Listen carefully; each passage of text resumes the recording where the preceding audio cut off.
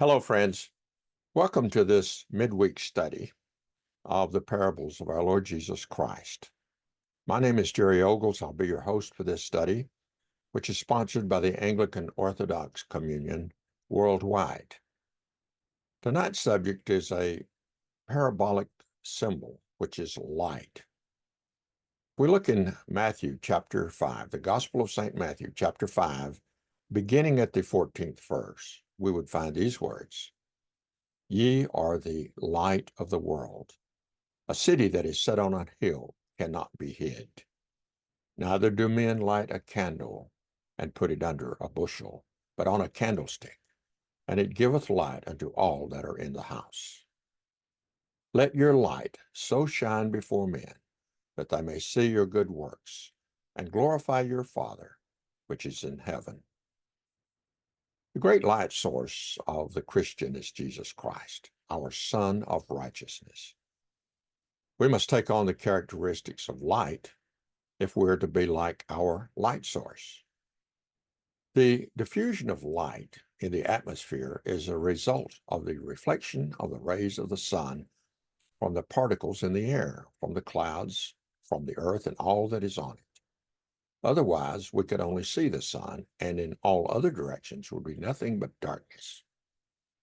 But by the dispersion of light, by those who reflect it as Christian witnesses as well, every particle becomes a miniature sun, and the world is full of light, even to those who do not live in the direct rays of the sun.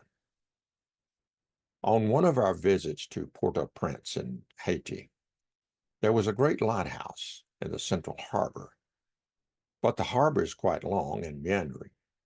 Ships at sea, encountering the tempest and billows of the storm, look with longing eyes for the bright beam of a lighthouse as they scan the turbulent waves. Once the lighthouse is spotted, they have hope of safe harbor, but all is not yet assured.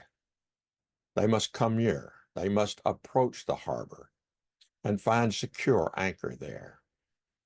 But how do they navigate between the shoals and the rocks of the harbor once they have been drawn near by the great lighthouse? Along the harbor edge at Port-au-Prince are small lights to guide the great ships to safe anchorage. God calls us out to the lost, and he allows us the privilege to become the lower lights guiding the great ship to safe anchorage in the harbor. We must keep our lower lights burning always. The powers of darkness have no power whatsoever to resist the light of God. A small candle will disperse an entire room full of darkness. Darkness flees helplessly before the light and wherever the light is carried. Darkness is simply the absence of light. It has no force. A city that is set on a hill cannot be hid. Once while driving across the barren deserts of Iran, from Isfahan to Tehran, I spotted a city on a rise at night with its lights gleaming. The air is quite pristine in the high desert air of Iran. I judged the city to be some 10 to 15 miles ahead. 2 hours later, driving at 70 miles per hour, however, the city still appeared less than 20 miles away. It could not be hidden by great distance because it was a city on a hill, and its lights were burning brightly.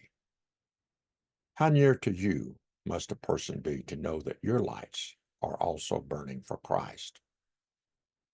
Neither do men light a candle and put it under a bushel, but on a candlestick, and it giveth light unto all that are in the house. Lights are not made to be hidden, and frankly, we cannot hide our light if we have it. Lights are to be elevated for maximum effect and benefit. Jesus is the true light of the world, who was lifted up on the cross as upon a candlestick to bring light to all who would receive him. It is never our light that we elevate, but the light of Christ for all to see. It might disappoint us to know, despite the brilliance and Christian love it includes, that the pilgrim in John Bunyan's Pilgrim's Progress was never a light to anyone else, and only confined his efforts to his own salvation. This fact does not detract from the witness of Bunyan, but typifies the walk of too many go-to-church-only Christians. Rather than constantly planning our own escape from the distractions of the false lights of the forbidden city, perhaps we should be more like Christ in designing escapes and means of salvation for others. That essentially was Bunyan's greater point that is often missed by the reader.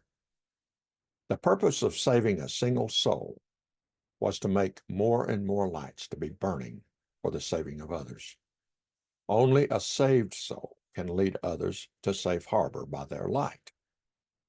Another point to consider here is that the light we are given does not only benefit us, but all within range of the glowing beam. Are you not afraid to live here at the lighthouse? It is a dreadful place to be constantly abiding, said a visitor to a lighthouse keeper in his lonely tower. No, replied the keeper, I'm not afraid. We never think of ourselves here. Never think of yourselves? How is that? We know that we are perfectly safe on this rock and only think of having our lamps burning brightly and keeping the reflectors clean so that those in danger may be saved. Let your light so shine before men that they may see your good works and glorify your Father which is in heaven. The whole purpose of Christian walk is to glorify God and serve him only. However, in serving him, we must serve those of his palace.